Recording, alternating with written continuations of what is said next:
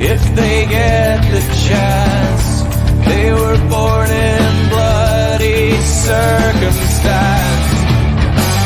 To go, leave me, run like you've never run before.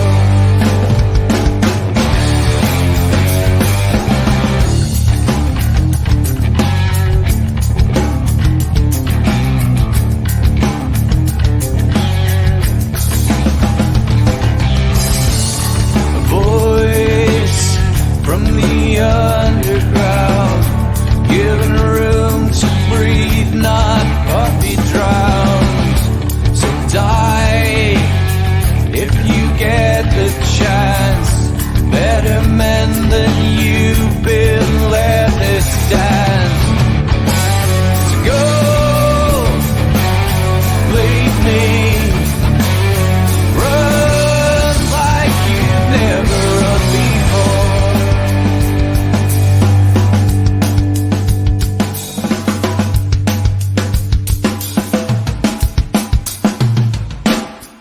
I have seen the worst, and there is nothing left for me to hate, so I can lay me down, my brothers, on the ground. I bled today until Coyote comes to raise me up and carries me away.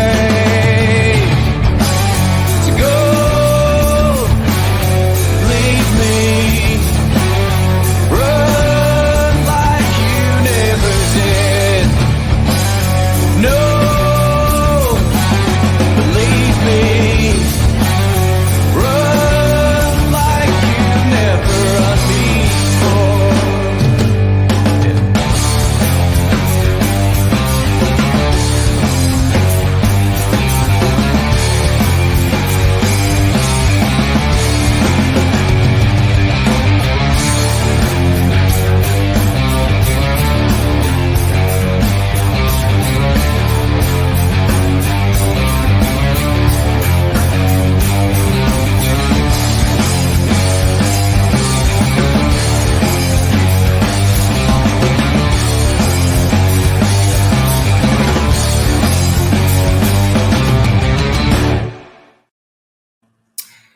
Good evening, welcome, happy new year, welcome to 2023. It's yourself, John Anderson, here for the Scottish Rugby blog. I'm here to host this podcast. I am still in the hot seat for tonight. I am joined by none other than Craig Manson. Craig, happy new year, how are you? Happy New Year, how are we doing? Yeah, I'm not too bad at all, actually. How about yourself? Very good, mate. Very good. Starting the year off well. So, plenty of just continuing the way where things were previously. We're not doing anything different. Just going to continue the same. None of this resolution nonsense. We're not doing none of that. Well, I'm gonna make a resolution that not to join a podcast that was meant to be a review of the year and has turned into a review of the 1872 Cup. I wonder who fashioned that one into here. I tell you. First of all, is my audio better, Craig? Your audio is better. Thank you very much. Thank you. No problem. I thought I'd got the right one. I've got like 3 options. I thought I'd got the right one, but I haven't. Yeah, do you know, I just think that sometimes we need to live in the moment, Craig. Yes, I'm sure you do. Just you. Just you and a certain few others. Yeah, well, yes, indeed. Tonight we shall be having a little look back at the festive fixtures, enjoying some of the thrills and spills of the 1872 Cup. We may touch a wee bit on the year in general, but you know, I just think the year needs a bit more time. I think it needs I think it needs its own podcast, Craig. Really, I think that's what it needs. And it would be remiss of us not to talk about the 1872, the 150th edition of the Grand Trophy itself. I think it would be remiss of us not to talk about it. But first of all, we'll get the admin out the way. if you're joining us for the first time, welcome. I can't believe you found us. Good effort. You are about to your life's about to be changed. Probably not for the better. But if you fancy coming along and supporting us a wee bit, you can head over to patreon.com/Scottish Rugby Podcast, where £3 a month will get you exclusive content. You'll get access to Patreon only things, which are very, very good, actually, a lot of them. You can also, if you're so willing, donate £5 a month and you'll get your name read out on the podcast as well. We do appreciate all our patrons so much. Your support really does help us keep the podcast going and helps us with lots of different things. So we're very, very grateful. So thank you in these ridiculously hard times to everyone that continues to support us in the way you do. So mwah to you guys. You're magnificent. Craig, shall we start with a little bit of news? Yes, absolutely. How about it? How about it? Right. So let's start with Actually, I've got 3 notes here, and you can interject any news you want. Okay. Well, first things first. You have a notes is awesome. I know, right? So it's amazing. Actually it's like literally post-its. We're doing this properly. Right. You. I know, right? That's what my boss told me as well. I might have then swore at him. So. Yeah. Well, that'll come later. Potato. Right, so from the Glasgow press release for the Stormers game coming up this weekend, Rory Darge apparently fit for early Six Nations. Yeah, sounds like it. It'll be. He was. Ever since his injury, he's been, all the sort of the publicity that's been out, and he's been involved in it. He's been looking all right. So obviously he's healed a lot quicker, and good on him. It'll be, from what I can tell at the moment, he'll find it. You won't find it difficult to get into the team, but he'll find it difficult to. He'll not be used to Glasgow being so on form that he'll have to up his game a little bit. That is very good. I should prelude all of this with Craig has told us he is choosing violence tonight. So I liked what you done there, bud. What you've got to understand is that, and this is for obviously we have a messenger group for the podcast for everyone who takes part in the podcast, and let's just say that the amount of abuse that I have taken, or the amount of John fishing to see if I'll flip out and start throwing desks over and things like that on this messenger has been quite dramatic over the last 2 games, and I've tried to, be subtle and just relax and just John, you're pleased, that's really nice to hear you, it's excellent, but so he has been winding me up before I came on today. So, I decided, I think, I could have sat back and been the better man, but I've decided to choose violence today. That is, I think that's the outcome I was looking for, Craig. That's what I wanted. Yeah, I'm sure it'll come as no surprise to many of our fans that I have been on the wind-up throughout this period. So, but I congratulate you on your slight dig there, mate. Very impressive. You're very welcome. It's it's probably the only one that's going to land. Well, we'll see. I'm sure you'll do okay. I was just going to say it must be really good being young, eh? Getting back from those injuries and that speed. Yeah, it's funny because Johnny McGinty is about to. We might end up back on the pod later on, and he's in a meeting about a charity rugby game that's taking part in April, no. and him and I had a coffee yesterday, and we were discussing whether I might come down to it. I'm thinking, hang on a minute, I'm still struggling to get up and down the stairs from the last rugby game I played about 3 or 4 years ago. So to be young. Oh, to be young, yeah. So great stuff. It'll be great to see Rory Darge back, especially with the news regarding Hamish Watson recently as well. I think, a fit Rory Darge is a massive asset to Scotland in the Six Nations. So fingers crossed. Speaking of fitness for the Six Nations, though, the converse is true that Scotland's. I was going to make a dig there. Scotland's alternative fly half, Adam Hastings, is not going to be taking part in the Six Nations. He's sustained an injury and he'll be out for the duration of the tournament. What's your view on this, Craig? Because we've got, obviously, we're going to come on at the main bit of news in a sec, but there's a few options kind of creeping in there that could be good to try out. That just shy of a World Cup as well. Yeah, very much so. Well, do you want to just announce the third piece of news, and then we'll have a good discussion? Let's get the third piece. So the third piece of news to talk about. Yeah, there is. Yeah, third piece of news, massive news coming out. Edinburgh have confirmed the signing of currently Irish fly half Ben Healy, who is Scots qualified, was rumoured to be going to Glasgow a few years ago. Has kind of been on the periphery of the Irish side for a wee while. Decent talent. I've seen him play a few times, and he's a lot going for him. And he's moving to Scotland. Obviously, the Gregors finally talked him into coming over and being Scottish. We also did speculate about the absolute potential for a horrendous move where he confirms it and then Ireland cap him in the Six Nations. But let's not worry about that. We're pretty sure that's sorted. So Ben Healy's going to Edinburgh, which first of all, right, let's talk about the Six Nations, Craig. Because Ben Healy, Adam Hastings is out. Ben Healy's coming to Scotland.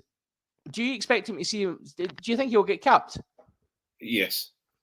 Yeah. I think he'll play against Italy at least. Actually, when I think about it, Italy might be a challenge. Maybe he'll play against England. I don't know. Wales. Sorry, it's Wales. Wales. Well, it was just a joke. Insert team here. Wales are the joke team just now. Yeah, that's true. I think it really is interesting. I think to be safe, they'll have him into camp because it's rumoured to have been promised that he'll go straight into camp. Mm-hmm. That's right. Yeah. So he'll go into camp, and if he's playing well and shows his stuff, and considering he's not got a lot to do to show that he's better than some of our tens. So it'll be interesting. Going back to Adam Hastings, I don't know. Obviously, Adam's injured, and he has been injury prone, and it's been difficult for him for the last couple of years. But I really don't. Again, this whole thing of Tooney not really. Either he just doesn't want to hedge all his bets on a player at 10, which is the whole thing about Finn and how Finn is now the fifth choice 10 for Scotland. But he's obviously said to Adam Hastings, I'm not going to select you. You're going to have to go back to Gloucester and work on a few things. Well, actually, from what we can all tell, and whether maybe BT Sport are overhyping him, but he's playing incredibly well for Gloucester. So, so I would have thought with the issues that are currently haunting Blair Kinghorn at the moment, I would have thought that we'd go back to the old school Finn Russell and Adam Hastings on the bench Six Nations team. So if we're not going to have Hastings, then I reckon you're probably going to see Ben Healy coming earlier. Yeah, very much so. It's especially given the injuries. So obviously we had the 1872 at the weekend, and obviously Darcy Graham's been injured prior to that as well, and then with a Duhan van der Merwe go off with what looked like a reasonable knock as well.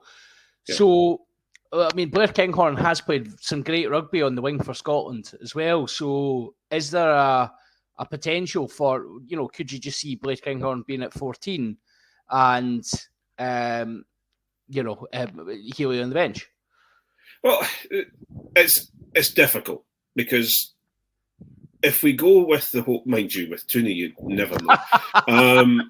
If we look at the current situation, you're expecting, Finn to start, Blair Kinghorn on the bench, covering three positions. Okay. I don't think you'll see that change. But what you might find is that you've got Kinghorn on the bench, you've got Healy on the bench, and you've got a 9 on the bench because he might go 5-5-3 split. So Kinghorn's still covering a couple of different places. But who knows? And we'll talk about it more when it comes to Edinburgh. But on current form, you're currently not looking at Blair Kinghorn getting a place in the squad at all. Well, that very fair statement. So I'll challenge you with this before we kind of continue that discussion around Ben Healy. Who would you start in the wing? Like, assuming Doohan, let's just take Doohan and Darcy out the equation for a second. Who plays wing for Scotland against England?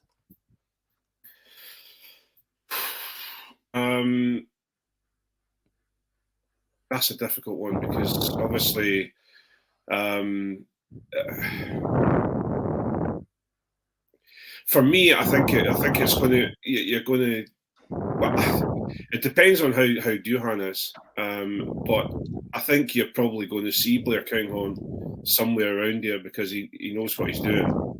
At that position, you've also got some other players that are coming in, but I think against England at Twickenham, you're going to need fairly level heads. You're not, saying you're going to come in with a new player on the wing that's never played on the wing before. I think you might find yourself struggling a bit. So, maybe you'll find Hoyland in and around the squad.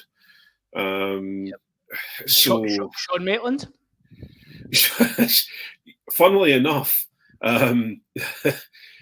I've got a big problem with Sean Maitland and the fact that he's playing he's playing quite well with Saracens. He's playing decent down at Sarries, yeah. He seems to have been. He's playing for a team that have decided they're going to start shipping the ball wide again. So I think that'll be a good. I think that's a good shout. The problem I have is that Sean Maitland decided that he's not going to come and play for Scotland if he's going to be holding on to tackle. He's not coming to the camp. He doesn't want to be hanging on to tackle bags. So for me, to be fair, so did Richie Gray at one point. So yeah, that's true. I guarantee if he's not wearing the 5 shirt against England, I think a lot of people will be quite upset. Yeah, that's true. You can always, you've got Kyle Steyn again, who's on a fairly rich vein of form. I think he needs to be in the 11 shirt. If both of the Edinburgh boys are out, I think Steyn is your 11 all day. I think his form just now is exceptional. And again, let's not get too carried away, because if we've had a little bit of a discussion about this prior to. I don't think that Glasgow are playing as wonderfully as a lot of fans are saying they are, considering, and we'll talk a bit more about the Edinburgh-Glasgow, the 1872 Cup games. Yes, we've been beaten twice by Glasgow, and Glasgow have been stringing some good results together, but they're still at that point. I think the Bath game kind of encompasses it all at this moment in time. They're managing to get over the line, and it's not pretty at this moment in time. So I wouldn't say that Kyle Steyn is absolutely 100% sure. However, I think he's on a fairly good rate. He's on a fairly good form. And I think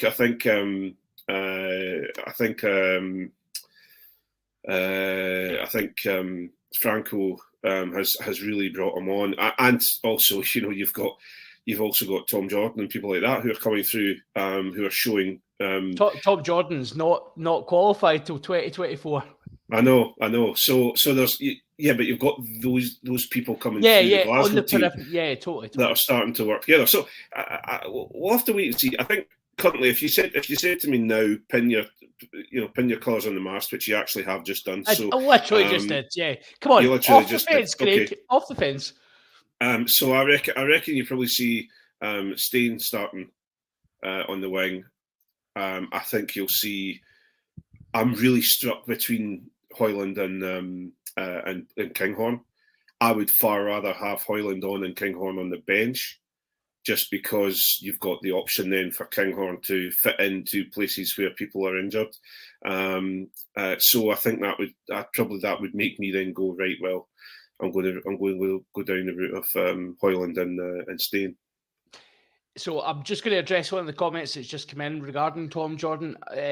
Tom Jordan qualified back in October, apparently. No, he qualified for URC residency. He didn't qualify for Scots residency. So he is not Scots qualified until 2024. However, he doesn't count as a foreign player in the URC anymore.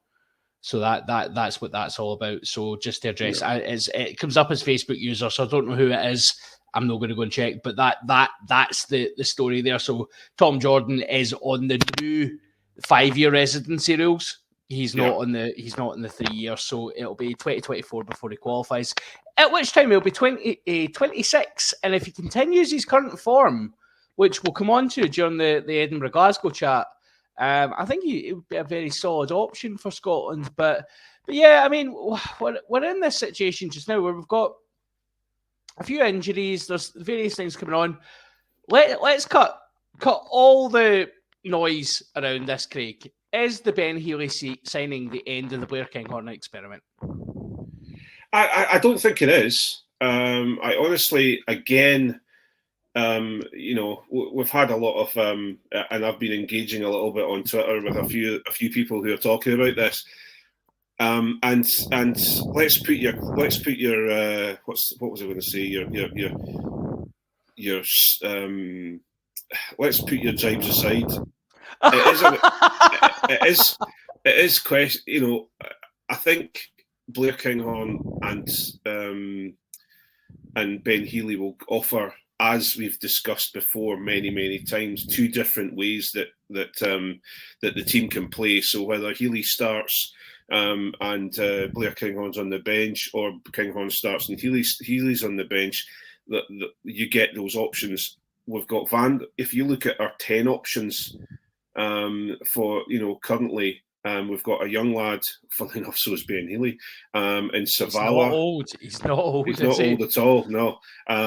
You've got Savala there, who's basically backing up Blair Kinghorn at 10. You've got Van der Vault, who at the current moment is backing up anybody in the back line because he's plugging a gap. And I don't think you'll see him in an Edinburgh shirt next season. So I've been saying we've been screaming for an out and out 10 for some time. I'm not convinced that Savala is 100% the person yet. So I think with Ben Healy coming from the background that he's come from, he's obviously got something to have the SRU breaking the bank to get him over here. And they've been having a go with. They've been trying to get him across for, he only signed, his contract was up last season. Either wanted him to come over and play for Glasgow. He signed an extension to see how things go with Ireland, and he's obviously been told that he's not got a chance in Ireland. That's good. Sexpot's going to play on until he's 107, so... Yeah, it seems to be. And then you've got the robotic Leinster 10s coming through that no matter how many they produce, the return of the clones. So I think he's got the option to come over to Scotland, and I think he's got the chance. I've just seen a comment coming up saying... I'm just about to bring it in, Craig, actually, but so we'll bring it in just now. So Stuart Schiller said, I agree with what you're saying, however, did Healy really sign to play second fiddle to Kinghorn? And I mean, I was going to ask you exactly the same question. How do you balance the game time? Healy will want to be the man at Edinburgh. How do you balance that game time? Yeah, but he's not the man at Munster at the moment. So he's obviously learning, and he's obviously been excited with getting the opportunity to play with Mike Blair, who's obviously telling him, look, you come over to Edinburgh, and not only do you become part of a fairly tight knit group of players, but you also get the opportunity to influence the play. Where I'm not going to sit and dictate to you how you're going to play in these certain areas of the field. Although some may say that Mike Blair should actually be dictating how people play in certain areas of the field at the moment. But so it's a yes, there's lots and lots of takes you can take on it. At this moment in time, from what I can see, he's been signed with a promise that he's going to play for Scotland.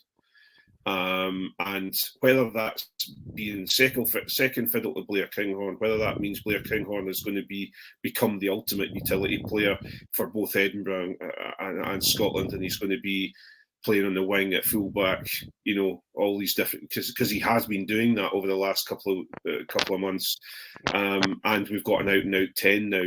In Healy, I can't tell you 100%. I've not seen enough of Healy to say to you, oh, he's a far better player than Blair Kinghorn is at 10. So I don't know. Well, I mean, putting aside my views on Kinghorn at 10. Because I know what Kinghorn offers at 10, and I know that running game. I think Kinghorn is a better runner than Ben Healy. I think he challenges the line better than him. I think Healy's fundamentals are vastly superior. I think he kicks better, he passes better. Yeah. Defensively, I think they're probably much likeness. And I don't think they're necessarily as different a player as people would necessarily make out, because I think Healy's kicking game has probably shone through in his early years. He's a very good kicker of the ball. He seems to make 15, 20 more meters off of every kick than any other 10, particularly at Munster. Any other 10 I've seen kicking, he challenges that line really well, and it normally comes off. So I think, particularly if you guys are basing yourselves on a forward-based game where you can really dominate that, he's a perfect player for you to have. You win a penalty at the breakdown, assuming Jamie Ritchie can behave himself, and you kick it a corner, and he'll make the corner from pretty much anywhere on the park. He is a massive kicker of the ball. What I think Blair Kinghorn does better is he challenges that gain line and runs, and if that's the game plan Mike Blair's got, I think Ben Healy might struggle in that game plan. Whilst I think he's a better 10, I think he's a better player than Blair Kinghorn as a 10. I think he'll struggle if if Mike Blair wants Edinburgh to continue that running the first phase ball that he seems to have them do. Yeah, but we'll come on to this about the 1872 side of things. Blair Kinghorn and we can all jump on the Blair Kinghorn train if you want, but I think for me, Blair Kinghorn is a better player when he's got a quality 9 serving them ball. 100%, yeah, totally. And the way he plays his rugby, from what I can tell, he needs front foot ball, he needs quick ball from the ruck, and he also needs to trust the person that's directly outside him. When that doesn't happen, things fall apart. One thing I will say, and we'll talk about it further down the line, his defence this year has been shocking.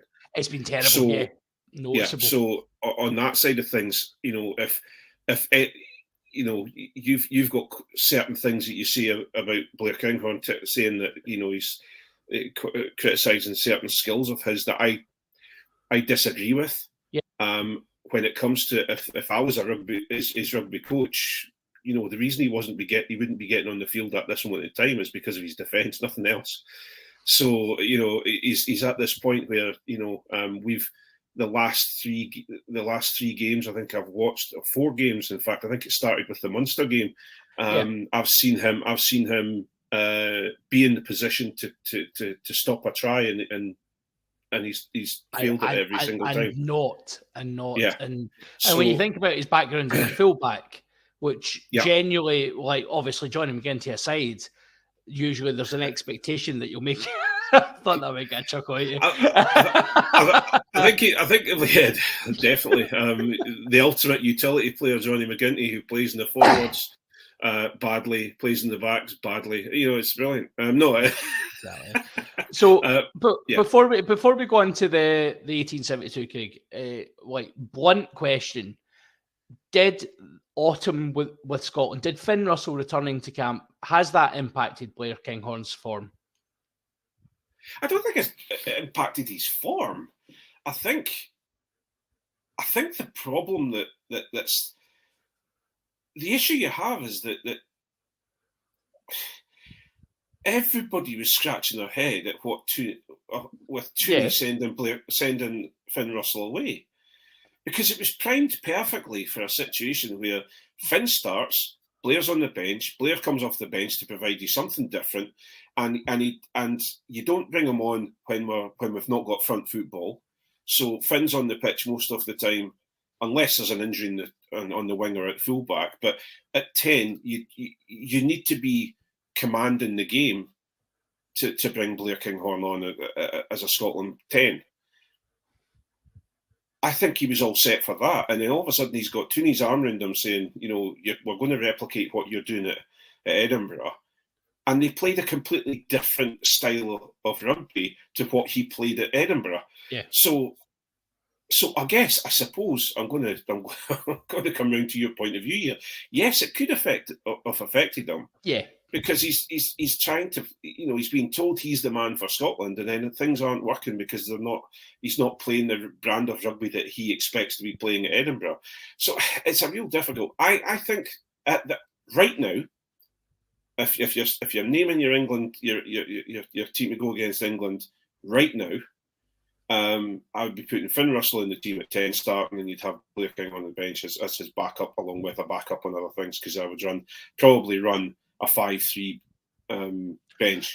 5-3 bench. I would even struggle with that, because I think Blair Kinghorn over the last few weeks, his form, and I think, again, we keep saying we're going to come on at the 1872. We are going to come on at the 1872. We'll talk about the second half, and I appreciate that he was apparently ill, but wasn't taken off the park, which I'm not going to.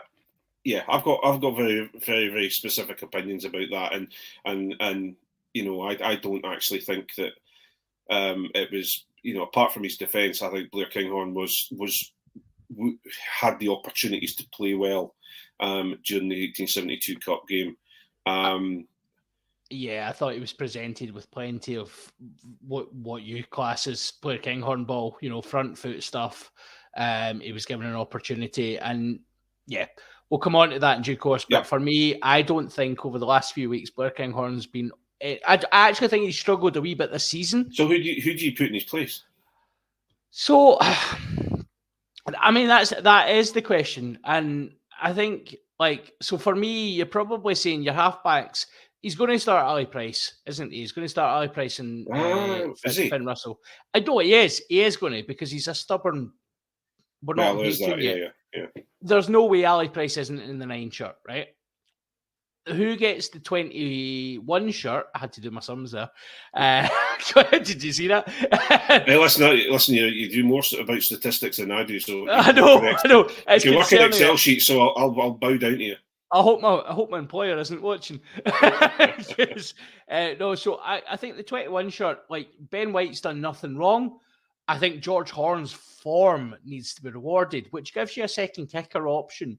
So that does then bring Blair Kinghorn into the discussion. I think Ben Healy, with the best will in the world, I think he comes straight in. I know that's madness. I know people are like, he's just coming over the boat from Ireland and he's barely played this season. I think he offers something different to Finn Russell, Blair Kinghorn. It's then down to that 23 shirt. And I think that's where Blair Kinghorn should always have been. And I think that's the point you were making as well. And I think ultimately that comes down to, do we have Duhan fit or not? If Duhan's fit, I think you'll see Blair Kinghorn not in that 23.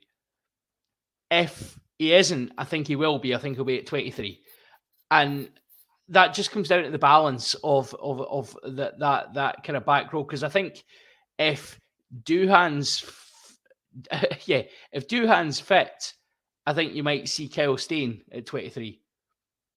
Just based on form, because I think he's in form. I think you've got a very, very good chance of seeing Kyle Stein starting.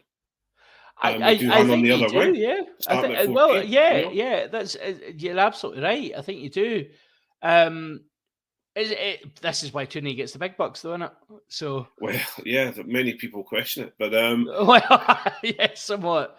But yeah, we'll have to wait and see. I think I still, and again, this is the issue is that Blair Kinghorn's a confidence player, and I think if he's protected a little bit on the bench and he gets the opportunity to sit and watch the game evolve in front of him at international level, he comes on and he provides a difference. I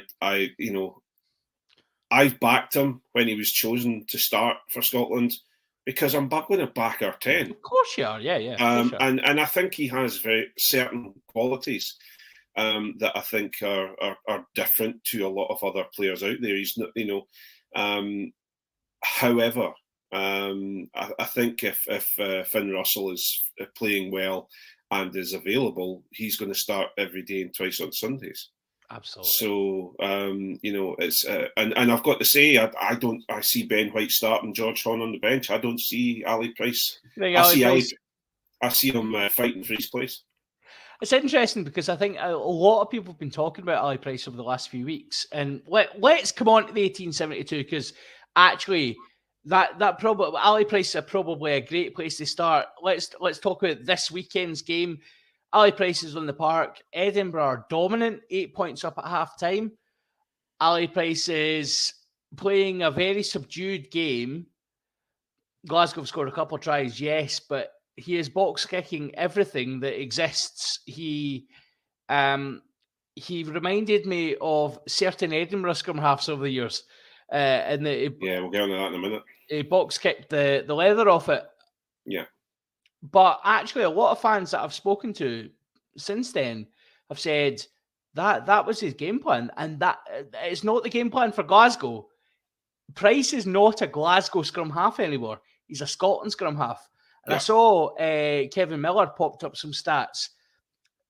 Price has played 44% of Glasgow's minutes in 2023 and 78% of Scotland's minutes. Price is a Scotland scrum half now. He's not a Glasgow scrum half. And to judge him on what Glasgow are doing, he's going to be in that 9 shirt all day without fail. Well, the thing is, you look at what the first thing we said when we found out it was going to be Franco Smith that was coming in to coach Glasgow. He'll start the young guys. Aye, he develops young guys. And okay, George Horn isn't young. I understand that. Or he's young, but he's not that young. But what he's done is he's given George his opportunities. And where Glasgow, and I think if you look at it, started at Scotstoun, maybe not as good as I expected it to be, but it certainly they brought it to Edinburgh to our home fixture, as I would say. Craig, you're better than that. Come on. Anyway, Glasgow had an edge to them, and they were going to use that ball. Every time they took the ball into contact, they made meters. And so so for example, Ali Price didn't have a great game. He wasn't playing particularly well, in my opinion. There was a lot of kicks that went up that didn't that gave the opposition too much time. And unfortunately, a lot of the time they seemed really short, the kicks. Yes. And Edinburgh were there. High and short. The chasers were rubbish as well. Yeah, and the problem, there was a mixture of, well, to be perfectly honest, Ali Price's box kicking game was useless for both sides because, Glasgow weren't doing very much with it, and Edinburgh weren't doing very much with it. So it was, and then, we've got something similar. You see, this is the thing, right? And I'm sorry to say this because I know that someone who's involved with the Edinburgh fan club really, really loves him. But Henry Purgos, when he was at Glasgow, made Ali Price look George Horn. Yeah. Yeah. Ali Price was young. quick, played quick ball, was rapid. People, he was either shooting from the hip or he was rubbish. You know, and all of a sudden then he started becoming more and more of a Scotland player. When he went off the boil and everyone thought he was finished with Glasgow, and then he came back. All of a sudden, he had the corners knocked off him. He was playing more sensible rugby. He had the ability to be quick if he wanted to, but he was playing a game plan. And then he went off to the Lions, and I was one of those people who said, "There's no way Ali Price is going to the Lions." I had to eat humble pie. But that whole trip, that whole build up to become a Lions scrum half, and the pick. Lions scrum half. Yeah, he was the Lions scrum half. Yeah, he was. He had to have a hell of a corners knocked off him, and it's slowed him down. And so we're at this point where George Horne, obviously, and God, I'm talking a lot here, John, and we'll give you a chance. No, you're all right. No, please, Pat. No, yeah. For me, looking at it on an outside thing, on the outside of it, Franco Smith has got nothing to lose. Yeah. So he's basically gone, right, let's develop the young lads. Let's bring George in. Let's get quick ball. We've got a massive 12 and a massive. Now, where did he play? Was it 8 or was it 6? Oh, Vanilavo. Yeah. Was it 8? Seven. We picked a very interesting back row, mate. Very much so.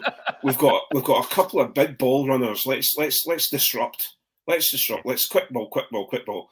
And Ali Price doesn't provide that now. Ali Price is more into this whole thing of he's controlled. So he's almost to the other way around. You bring Ali Price on to finish a game out. Yeah, totally. So in the URC, I can see at international level the benefit of that. And yeah. And I like we've taken the Michael in the past about guys like Alban Jones who doesn't play club rugby. He plays for Wales. And he plays Welsh rugby. I think in a World Cup season, having coming off the back of a Lions tour, had a wee break and stuff, I don't think it's a bad thing that Franco Smith is saying, do you know what, Ali, you can have 20 off the bench, or I don't need you. Actually, I want to give George Horne game time. I want to give Jamie Dobby game time as well. Yeah. I don't think that's a bad thing. We know what Ali Price can do. And as long as he's got enough rugby in him when we get to World Cup, that's fine. Not that I think it's going to make the absolute any difference whatsoever when it comes to the World Cup, because I still think we're losing in the group stages.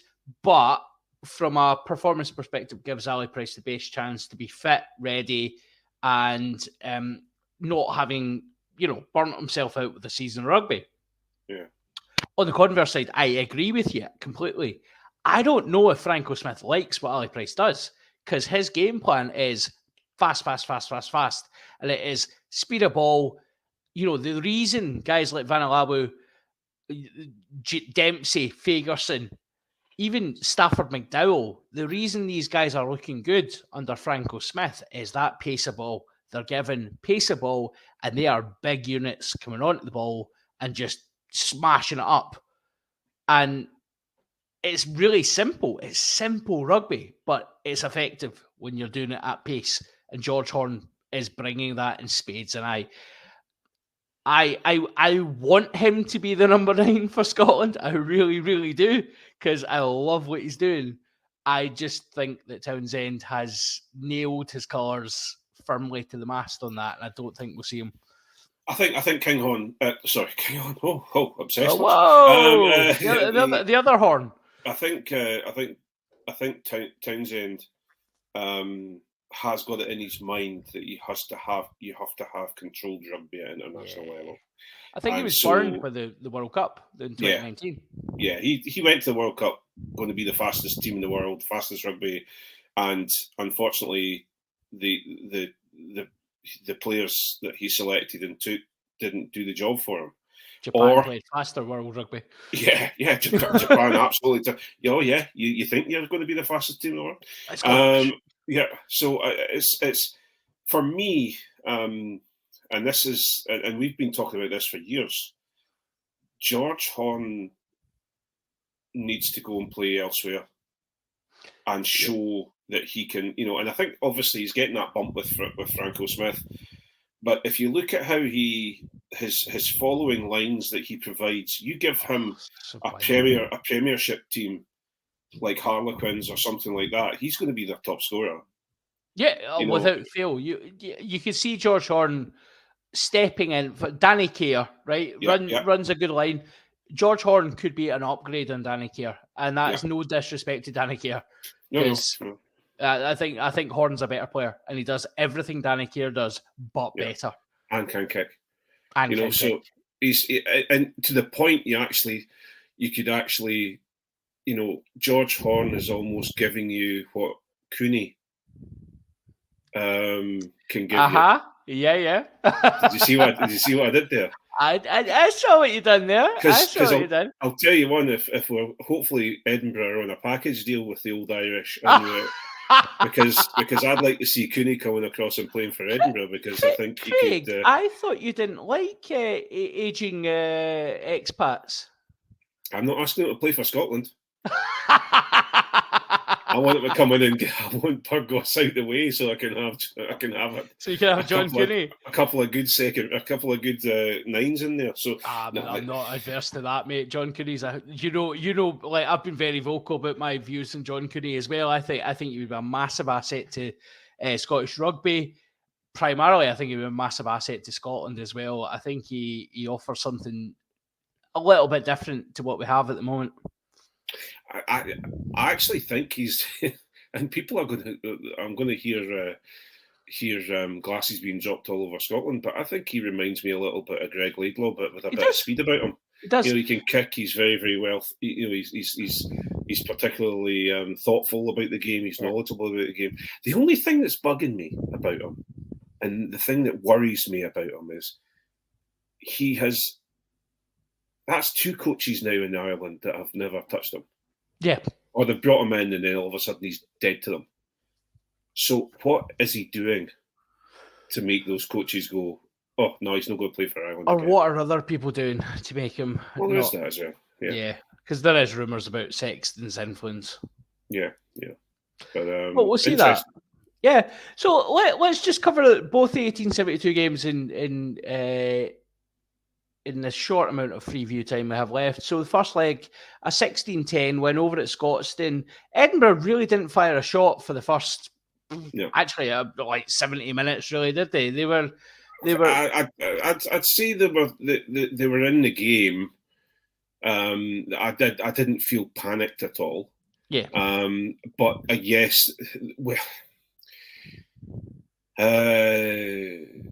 I think it was because I think we lulled ourselves into a false sense of security for the Murrayfield round because we kept giving the Glasgow ball.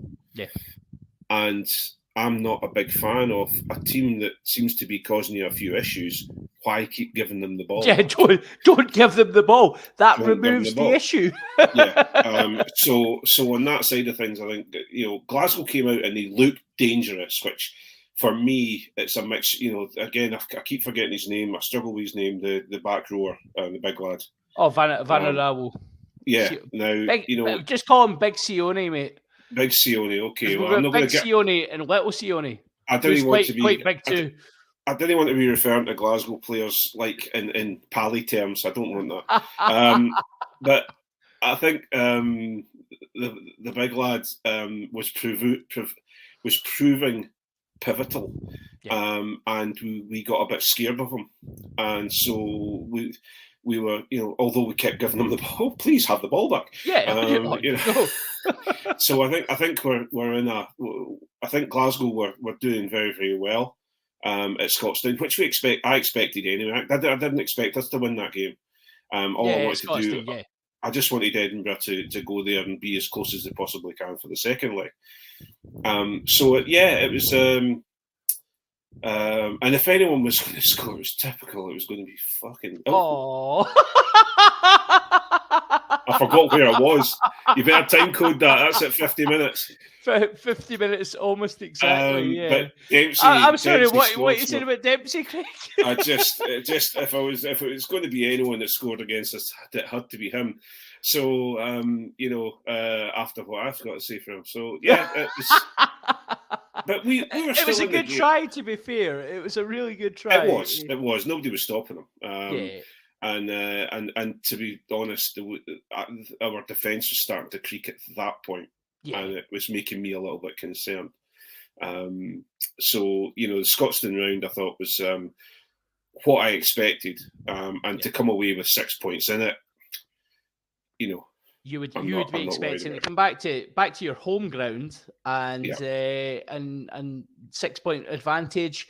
Edinburgh are good for 6 points. I think you come into the second leg. That seems reasonable. We've done it many times before, and we've held the cup for so long that we were kind of. I think. Well, I was kind of thinking it was going to be still in the cupboard, to be honest with you. So, and then all of a sudden, Glasgow, again, Glasgow looked dangerous, and Edinburgh's. To me, there was two issues in the Edinburgh game, in the Murrayfield leg. Yep. We couldn't deal with your forward movement game. So having Tuipulotu and the other big Sione coming down Blair Kinghorse Channel all the time, every time was dangerous, and was given. All you need to do is have someone hanging off the side of them, and they were going to move the ball around. The surprise for me was Jordan. I thought Tom Jordan was immense. He for someone who I don't know a huge amount about. Yeah. He was physical, but also had a game in him. He wasn't just a physical 10. He had a. He's again. A good pat. Like he's got a good distribution game. His offloading was nice as well, but it's that aggression with the ball. He likes to run it up. And your Argentinian 10 is again finding himself. Why am I not getting to play 10? Yet again. A break here. I know, totally. He's got Ross Thompson in front of him beforehand, and then some amateur boy turns up to the Super Six, and he's not getting a game either. Absolutely, I probably just want, before you go on, Craig, so I want to put out a shout. I gave Tom Jordan, the first few weeks of the season, I gave him an absolute panning and said he's an amateur rugby player trying to play professionally. I take my hat and I munch it.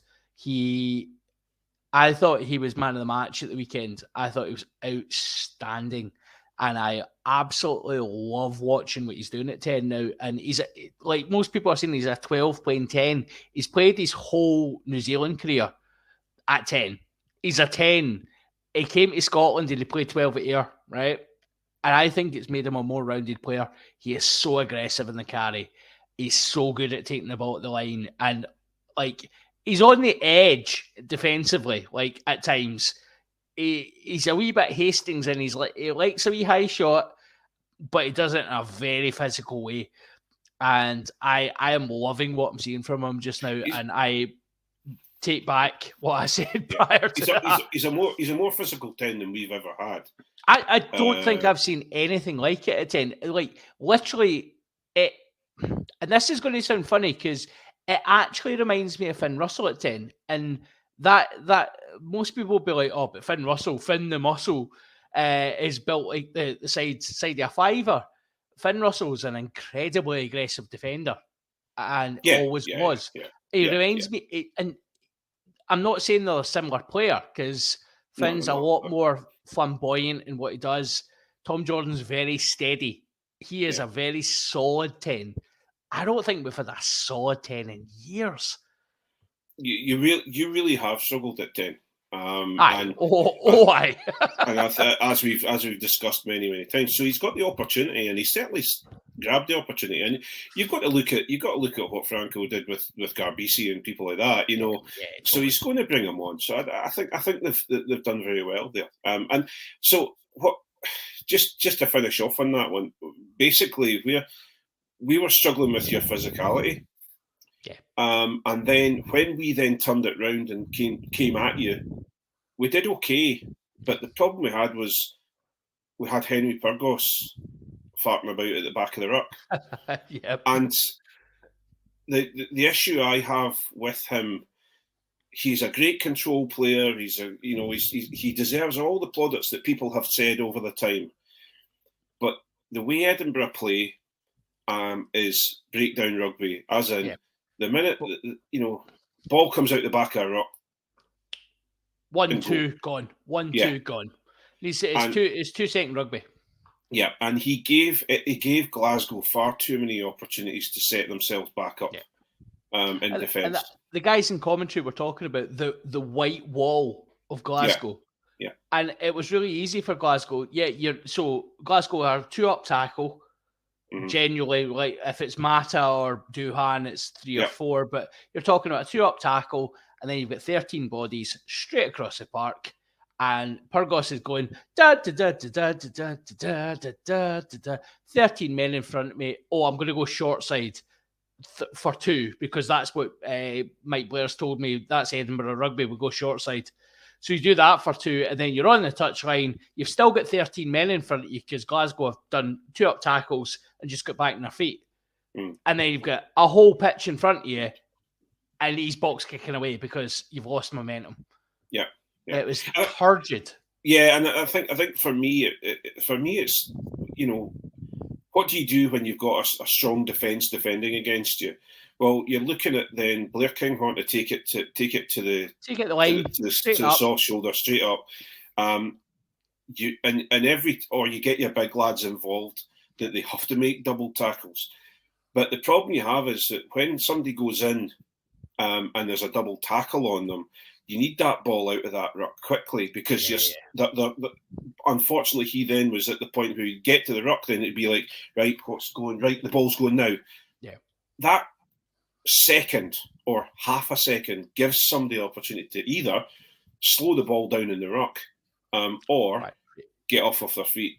Yeah. And they weren't, yes, they were big enough. Glasgow were big enough that 2 people in the ruck will slow the ball down enough. Yeah.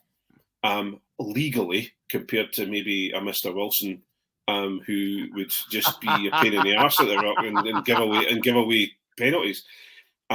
Glasgow are not at the point where they're giving away that many penalties nowadays. It was only 6 at the weekend. Yeah, there, which is great. Yeah, and then we can no longer sit back and go, well, we're Edinburgh, we don't give away that many penalties because look at how many penalties we did give away. It was ridiculous. Yeah. So it's just. We missed Vellacott's zip. You did. I thought so. I think because that's how we play in our attack. But you're sitting at halftime, 8 points up. You've dominated the first half. Wouldn't say dominated, but yeah. Okay, well, I mean, we played okay.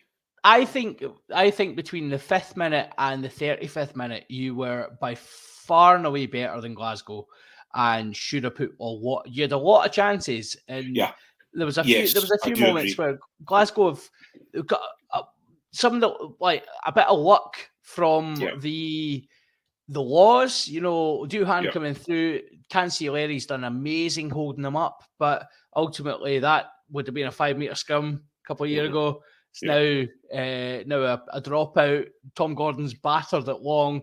Bill Matters dropped it. Things like that. There's moments in that first half. Edinburgh, I think, had every opportunity to be 25 points up in that first half. Yeah, and I totally agree. And didn't. Yeah. And then Glasgow have come out second half, all firing. And I think this is the point we were getting at in the chat before. That people are talking about the. So I think Glasgow, right, the reason I'm saying I'm really excited about Glasgow, because I think on the whole, over the last few weeks, I think Glasgow are playing some really good rugby. I think they're really interesting, really exciting to watch. I don't think they're going to win titles. I don't think they're going to win playoffs. I think they're a team in progress, and they'll make mistakes as a team in progress. And you'll get first halves like you did at the weekend, that they'll get shut down, they'll make mistakes. Edinburgh, I thought, played a really smart game. They got Bill Mata on the ball a lot in that first half and just went, you son, straighten it right up. Let's see what they've got shoulders wise. And had it not been for Sione Tuipulotu, I don't think Glasgow would have held on in that first half. I think, if you look at, he got man of the match at the weekend, but I think Tuipulotu, I've never seen a Scotland centre that can straighten a ball like that and beat men. He's a talent. Yeah. Yes and no. Yes and no. Go for it. I think he shone well at the weekend. The problem I have is that he shone well in the second half, where our defence was failing us quite dramatically. He was running. First try was all Tuipulotu as well in the 4th minute. Yeah, but it wasn't. He beat 5 men to get us in position. Like, how can Yeah, but hang on. What I'm trying to say though is that if we are performing well in defence, he's not getting through. If you look at what they're doing, for example, on the weekend. I think it was Sale Harlequins. No, it was Northampton Saints Harlequins. Okay. And Esther Hazen has, Players Player of the Year last year in the Premiership Player of the Year last year, doing the same things as Tuipulotu's been doing. They brought Ludlam out of the forwards at line-out time, etc. Set piece play, brought him out, sat him in the 10 channel, smash him, negated him, and so what I'm trying to say is, yes, I agree with you, and Ian Hay put a line out on Twitter, which I totally agreed with him. For someone who not a lot of us thought was that great shakes or worth the hype that he had been providing, he has shone over the last couple of games. He's really. I think he's done a great job. But I honestly think that if you look at him when he goes into Scotland, he's up against the best of the best on the other team at the same time. The best of that, and so he can be a little bit easier to read. He's coming up against more physical players than maybe he does in the URC. Now and maybe I'm just sitting here trying to pull him down because Glasgow are winning. I don't think you are. I'm just not convinced yet. I think level. The point of difference this year is, so he'd always been talked in the Danny Wilson era. For all of Danny Wilson's nonsense, he talked about Tuipulotu's kicking game. Yeah. And actually in training, he had an amazing kicking game. We didn't see that last year. What we've seen? Saw it on blooming Saturday, though. We saw it on Saturday. Time and time again. Actually, this season, it's been a fixture of Glasgow's play that Tuipulotu can absolutely rampage through a defence if he needs to. Yeah. If he sees a soft shoulder, and that soft shoulder might well be your 7 or your hooker, and he'll just go, no, son, sit down, through. Yeah. What we saw at the weekend was he's able to then go, actually, do you know what, this defence is set, chip in behind, and he was kicking beautifully. And to have that option at centre 12 or 13, and let's not get into the Chris Harris debate, because I don't think Tuipulotu is anywhere near as good a defender as Harris. He's not. I think he's a 12. I think he's a. To be really basic about it, he's very. I think he has to be. Yeah, he's a Tuilagi. He's a. However, to be honest, I think he's got a better game than Tuilagi. He does. He's got a more rounded game than Tuilagi. I totally agree. So I think he was a standout at the weekend for me, and it's good to see because it gives us more options. You've got Cameron Redpath signing on at Bath again to go. He'll be playing next year with Finn. You've got Hugh Jones coming back. You've got Tuipulotu. You've got Sam Johnson coming back. You've got all sorts of centres. Chris Harris is going well. I've got all sorts of centres sitting there. Mark Bennett is obviously playing regularly for Edinburgh as well. We've got a lot of depth at centre, which normally means that the knee fairy is going to visit 2 of them coming because we're in the World Cup season. So the knee fairy is fluttering just outside, ready to come.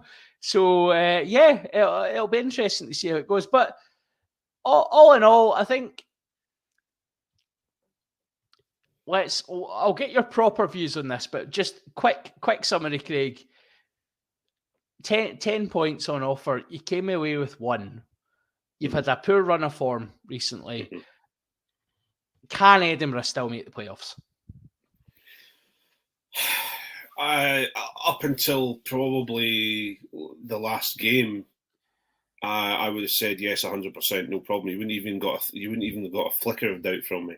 I think they are with the talent that they have in their talent pool, and they're just adding to it. Like for example, Tom Cruise has come in and he's been excellent. He's been excellent. And there's ability there. My issue now is with injuries. Yeah. And looking at the injuries and the big players that are injured. However, I will in the Patreon give a rather hot take about a winger. But I'm looking forward to this hot take, Craig. So yes, I think there is still an opportunity if we can get our act together. But I'm concerned that other teams have worked us out. Well, with that, we will go over to our Patreon just now because both we are over the hour and I need to pee.